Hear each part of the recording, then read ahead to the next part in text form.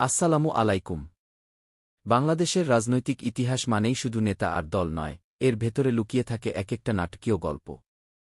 আজকে আমি আপনাদের শোনাব সেই রকমই একটি গল্প, বাংলাদেশ জাতীয়তাবাদী দল, অর্থাৎ বিএনপির জন্ম, উত্থান এবং রাজনৈতিক টানাপোড়েনের ইতিহাস। উৎস হিসেবে ব্যবহার করেছি মহিউদ্দিন আহমদের লেখা আলোচিত বই, বিএনপি, সময়াসময় গি 1975 সাল।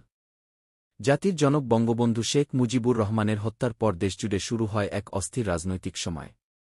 সেই শূন্যতার মাঝেই জিয়াউর রহমান ধীরে ধীরে দৃশ্যপটে আসেন। প্রথমে সামরিক নেতা, পরে রাজনৈতিক নেতা, এই রূপান্তর ছিল খুবই কৌশলী।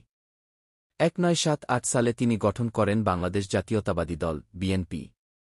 কিন্তু প্রশ্ন হচ্ছে, একজন সামরিক শাসক কেন হঠাৎ করে রাজনৈতিক দল গঠন করতে গেলেন? মহিউদ্দিন আহমদ বইতে বিশ্লেষণ করেছেন, জিয়াউর রহমান চেয়েছিলেন তার শাসনকে রাজনৈতিক স্বীকৃতি দিতে।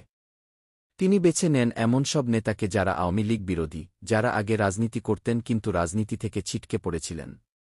তিনি একটি নতুন আদর্শ দাঁড় করান, বাংলাদেশী জাতীয়তাবাদ কি, যেটা ছিল বাঙালি জাতীয়তাবাদের পাল্টা ধারণা। এই নতুন আদর্শ দিয়ে তিনি এমন একটি মিশ্র রাজনৈতিক জোট তৈরি করেন, যেখানে ডানপন্থী, বামপন্থী, এমনকি ইসলামপন্থী দলগুলোও জায়গা পায়। ফলাফল: এক শক্তিশালী রাজনৈতিক প্ল্যাটফর্ম, বিএনপি। 1981 সালে জিয়াউর রহমানের নিহত হওয়ার পর দলটি নেতৃত্ব সংকটে পড়ে। এরপর আসেন বেগম খালেদা জিয়া। তিনিই হয়ে ওঠেন বিএনপির মুখ। 90-এর দশকে স্বৈরাচার বিরোধী আন্দোলনে অংশ নিয়ে বিএনপি আবার নতুন পরিচয় পায়। 1991 সালে নির্বাচনে জয়লাভ করে সরকার গঠন করে। কিন্তু এরপর রাজনীতিতে আসে অভিযোগ, দুর্নীতি আর দলীয়করণের কালো ছায়া।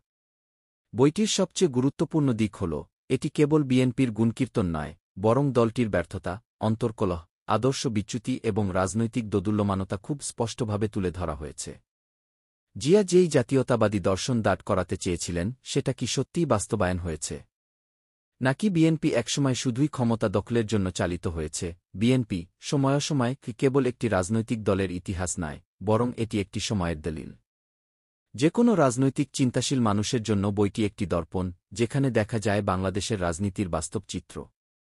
আপনার কি মনে হয়, বিএনপি কি তার আদর্শ থেকে সরে এসেছে? আপনার মতামত দিন কমেন্টে।